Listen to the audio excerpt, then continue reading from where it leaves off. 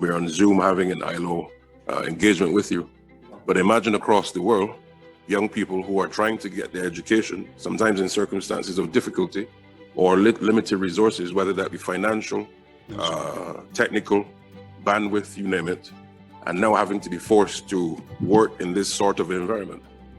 It really puts into sharp focus what the world is confronted with.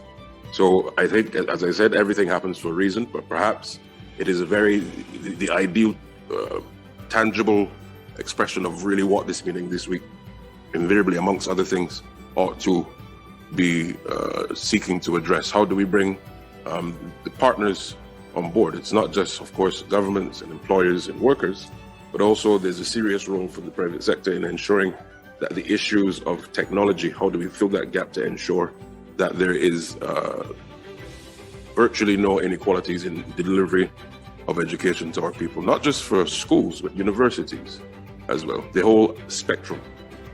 I'm particularly pleased at the results of this meeting, which I think will have an impact both in the ILO and beyond. We have reiterated that education is not a commodity, that it is a fundamental human right and a public good. We have amplified the importance of investing in education and training to build a more resilient, sustainable, and human-centered world of work and a better future. We have emphasized that education needs to respond to the needs of society and to the needs of the world of work. We've also underlined the opportunities in the education sector, which creates employment and sustainable development as well. We've also drawn attention to some of the challenges in the sector, such as wages, work conditions, and also workload. We have noted the opportunities and challenges of education technology. Now, we've also highlighted the need for educator professionalism, autonomy, and quality. Above all, we have reminded the world that behind all the learning targets of the Sustainable Development Goals, and particularly Goal 4, are people.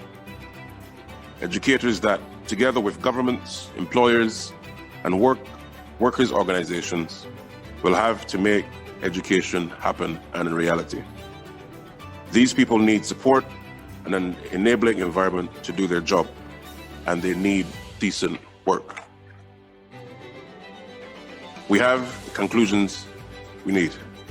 Now let us get out there and make them a reality. Very important. Let us make it a reality.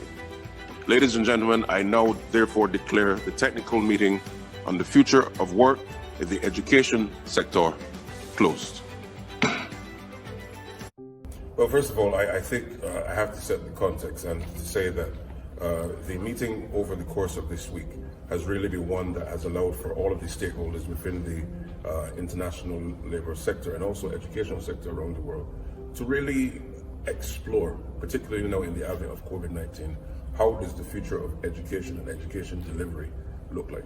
And I think, therefore, to your question, the outcomes of this meeting are going to allow governments, employers, workers, particularly teachers in this regard, and the planners of policy to really look to see how it's delivered. What are the challenges? So, for example, in my part of the world, in the Caribbean, a number of governments have been trying to come to terms with the situation, having to move from in-class teaching to rapidly moving to online teaching, of course. And there are some challenges, issues relative to access to technology in many respects, devices for students to be able to access the education, but also teachers have now not only had to work in terms of producing their deliverables and teaching the students, but now they've also had to come to terms with ensuring that the technology and getting their students up to par is critical. So therefore, the need for all stakeholders to bear in mind these realities is going to be very, very important.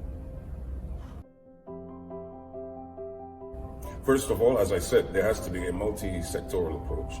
Governments cannot do it alone. Education is a human right, and it's something also that has to span across all sectors. So therefore, whilst governments are in the role of delivering education broadly, because of course there's private education, private sector has to also partner with government in filling some of the capacity constraints. It is the private sector who provides technology and infrastructure for bandwidth. And therefore, how do we then move forward in ensuring that there's a level playing field, particularly in the developing world, where countries have constraints in circumstances where, in order to maximize this new mode of learning, there is a gap that has to be closed. And unless partnerships are done, we're going to be perhaps, sadly, moving forward in a situation where there's not a complete approach that benefits all countries.